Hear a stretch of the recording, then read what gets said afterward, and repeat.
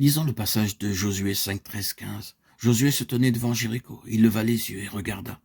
Voici un homme se tenait debout devant lui, son épée nue dans la main. L'esprit guerrier de Josué s'était évidemment manifesté, et il lui lança un défi. Es-tu des nôtres ou de nos ennemis? Cela signifiait probablement que s'il avait obtenu une réponse positive, le pire était prévisible pour l'homme en question, car à ce stade, il voyait seulement un homme. Mais sa réponse révélait qu'il était plus qu'un homme.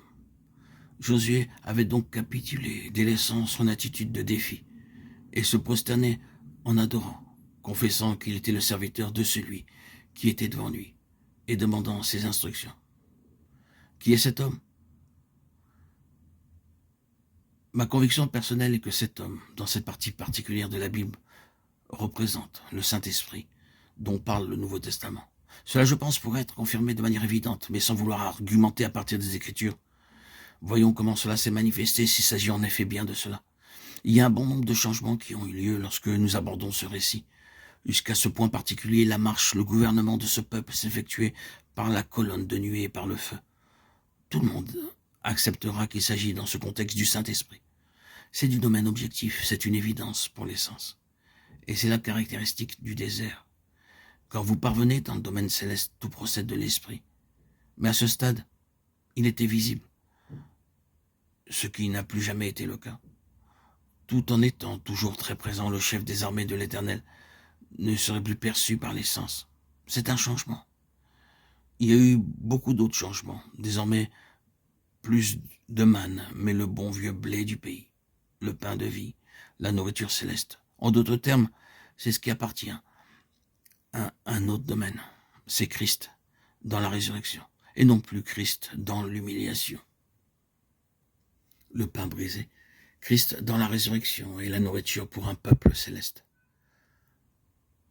Le premier appartenait au désert, cela appartient maintenant au pays, et ainsi de suite. Car nous pourrions mentionner bien d'autres changements.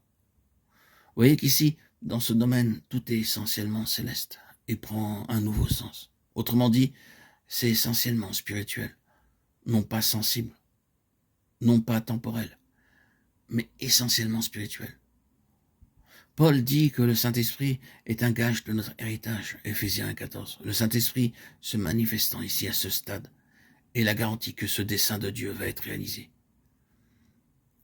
Nous disions dans notre dernière étude que la présence du Saint-Esprit dans l'onction garantit positivement la réalisation du dessein divin, non seulement en le rendant possible, mais en étant le terrain même de sa réalité. Comment pouvons-nous entrer en cela, aller au-delà d'une doctrine, d'une vérité, d'un précepte pour parvenir à une réalité concrète? Dieu nous a donné l'Esprit comme un gage, une garantie, une sécurité. Le côté positif commence donc avec ce premier aspect. Le Saint-Esprit nous est présenté comme Seigneur. Elle est traduite, révisée dans d'autres versions, en particulier les versions anglaises comme prince, et certainement comme prince des armées de l'Éternel, ce qui est plus conforme à l'original que capitaine. Il nous est présenté dans sa seigneurie.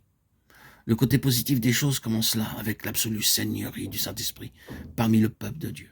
Il est présenté et reconnu. Ce n'est pas une vérité objective, mais quelque chose qui implique une relation positive avec lui. Josué se soumettait dans une capitulation absolue.